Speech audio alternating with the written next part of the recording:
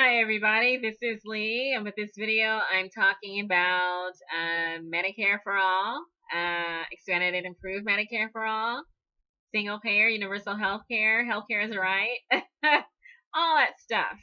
I'm going to start out by mentioning that for those who still have uncertainty about what is single payer, how does it work, what are the issues with it, what are the propaganda assertions with it, things like this. There's a meeting that's taking place in Atlanta, Georgia. Physicians for a National Health Program, they have their annual meeting and leadership training. It's going to be November 3rd and 4th in Atlanta, Georgia. They say that single payer is healthcare equity for all. And so they have their leadership training. It's going to be that Friday on the 3rd. And then there's going to be a rally for health equity also on Friday. And then they have their annual meeting, which is on a Saturday, which is the 4th. And that they have confirmed speakers, most of them medical doctors, some of them affiliated with university medical schools. You have Sandra Galea, Boston University. Camara Jones, she's affiliated with American Public Health Association. Michael Bird, past president of American Public Health Association. Olvi Carrasquillo, University of Miami. David Himmelstein, Physicians for a National Health Program. Steffi Woodlander, Physicians for a National Health Program.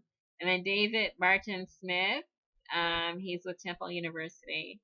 And so that's in Atlanta, Georgia at the CNN Omni Center. And so attending this, you can get many questions asked and answered. Lots of educational opportunities, a way to network with other believers in the single payer concept. And then you can see their response to Bernie Sanders' latest legislation, and then also their thoughts on John Conyers' legislation. So currently we have legislation in the House and the Senate on new forms of medical care for the United States. And so I am going to post a link to the Physicians for a National Health Program, their thoughts on the legislation by Bernie Sanders, and then also an article by The Guardian. The legislation actually didn't get released until yesterday afternoon from the recording of this video. And so people still are reading through it. It's 96 pages of information, and then also rulemaking. And people are trying to roll over in their minds the effect of this legislation on the overall health system. The Guardian has gone through it. This is the UK newspaper. And then I've read through it. Again, it's 96 pages, and I'm still mulling it over in my mind.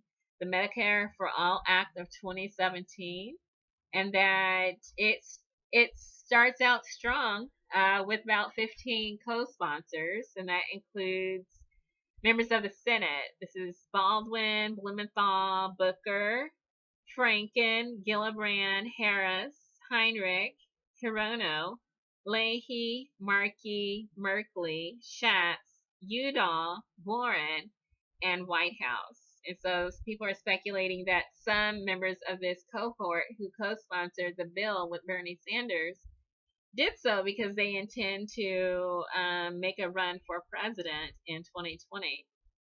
Regardless of their motivations, it was likely the right thing for them to do, to add weight to Bernie Sanders' bill.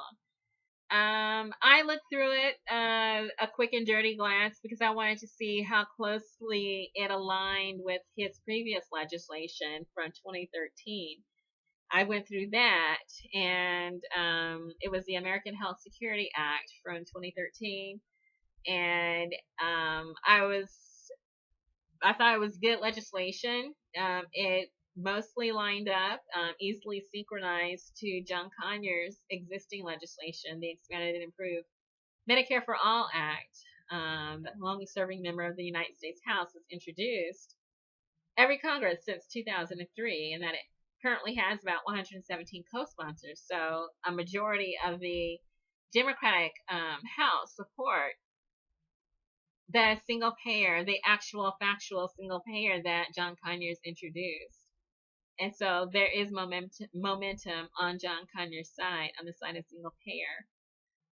Nancy Pelosi, the House leadership, is out of step. She's out of touch. She has said that she will not support it, even though a majority of the people that she's supposedly leading do. So they've left her behind in the House. In the Senate side, we have Chuck Schumer, who's also not really indicated much support, saying, well, it's one of many things that are under consideration. Although, again, Bernie Sanders managed to pull along with him about 15, now 16, perhaps 17 members of the Senate with him. And that while John Conyers his legislation is, again, actually factually Medicare for all, expanded and improved. That includes everyone. And that Bernie Sanders' previous legislation was very closely aligned with the spirit and intention of that. This new legislation is vastly different. That you can tell that a lot of fingers have been in that pie, and that there's been efforts to protect somewhat the insurance industry, that there's no deductibles or co-pays, but there are premiums, and that there's a gradual shift towards including the entire population rather than everyone included all at the same time. That the first year of implementation of Bernie Sanders legislation, that it would include those 55 and older. So it would lower the inclusion age from 65 to 55. And then, fortunately, it also includes people who are 18 and younger. In other words, our children and youth would receive coverage under this access to Medicare under this legislation by Bernie Sanders. And I was relieved to see at least that, because my initial response when there was this rumor that was just for 55, like, okay, what about our youth? What about our children? What kind of society doesn't provide medical care to its youth, to its children? That even wolves raise their young. What kind of species doesn't raise their young? Wolves do. Humans should. And so with this bill, fortunately, the children are included. I mean, I said to myself, okay, wolves raise their young. Would I rather be raised by a wolf or Paul Ryan? And I said, with the wolf might actually provide me medical care. Paul Ryan, I don't know, if I was a child. But anyway, this legislation does. I, of course, would prefer to see something more closely aligned to John Conyers' bill, or at least the previous legislation that Bernie Sanders introduced in 2013, and that there is still more work to be done on this bill, that Kevin Zeese and Margaret Flowers went out of their way to serve as watchdogs on the creation of this legislation, and so it could have been worse. And that there have been efforts to water it down further in favor of the insurance industry, but they put a stop to many different things, and that there's still work to be done on this bill to bring it more closely into alignment with an actual single payer system, which is what the Expanded and Improved Medicare for All Act in the United States House, John Conyers' bill, is. So it's a start. People have had time to go through it somewhat, to mull it over, and hopefully to do an analysis on it.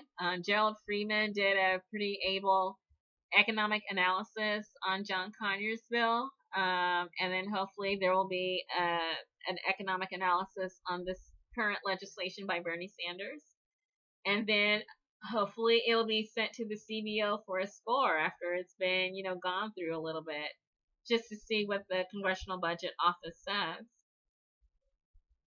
But anyway, it's broken down into about maybe 10 sections, and so it might be easier to read if you take it a step at a time. There's 96 pages. So, you have your, let's see, basic establishment of the Universal Medicare program, the freedom of choice, the non-discrimination, the enrollment, and the effective dates of benefits. So basically, a very brief outline of what it is and how it's going to be implemented. And then on the next section, it tells about what benefits are covered, comprehensive benefits, including preventative benefits and benefits for long-term care. So what is actually covered.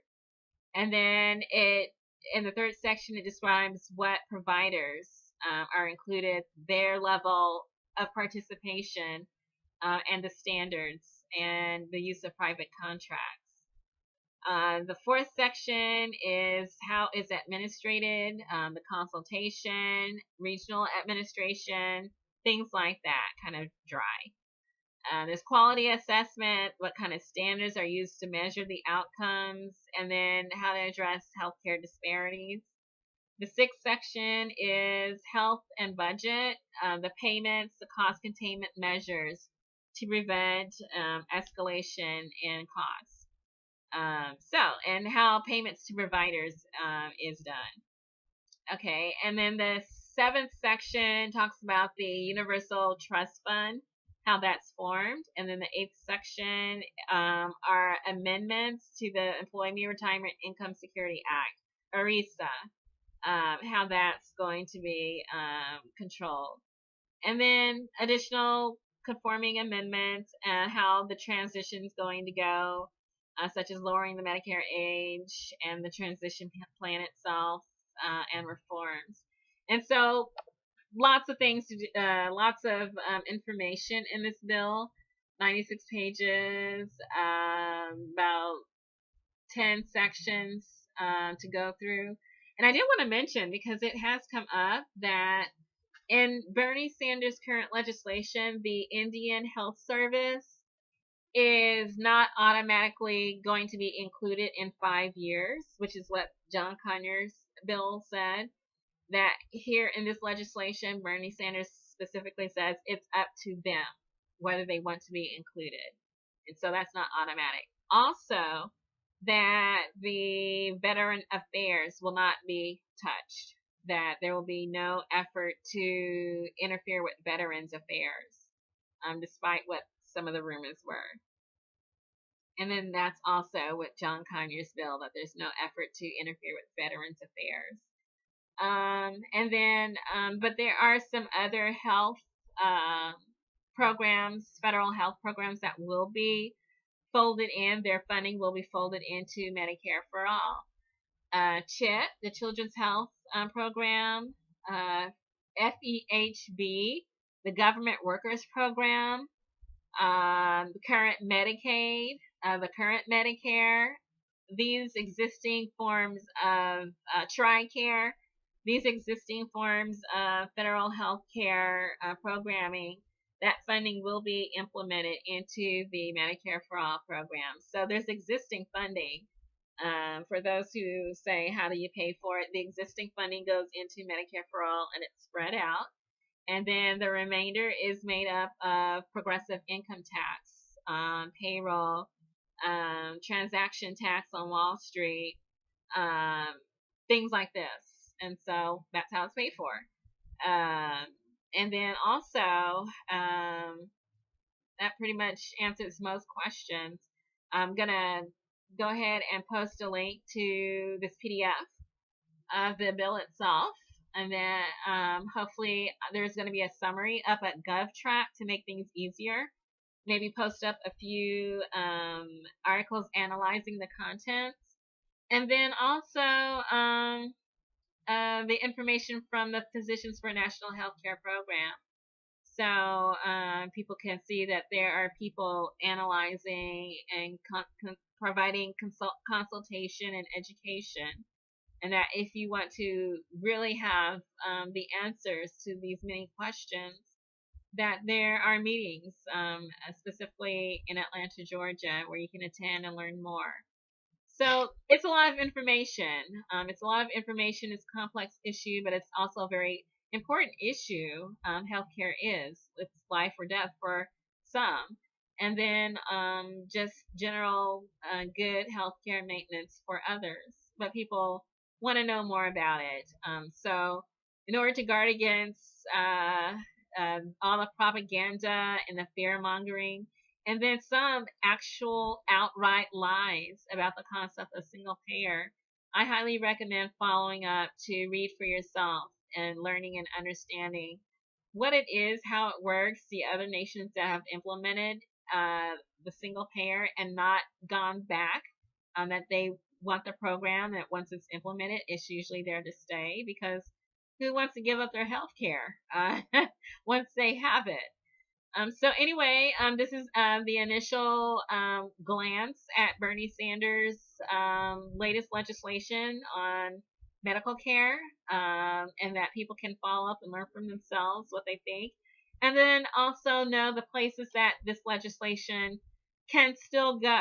That there are still some areas where it can be amplified and uplifted to more closely reconcile and synchronize to the gold standard, which is still John Conyers' bill, the Expanded and Improved Medicare-for-all Act, in the United States House.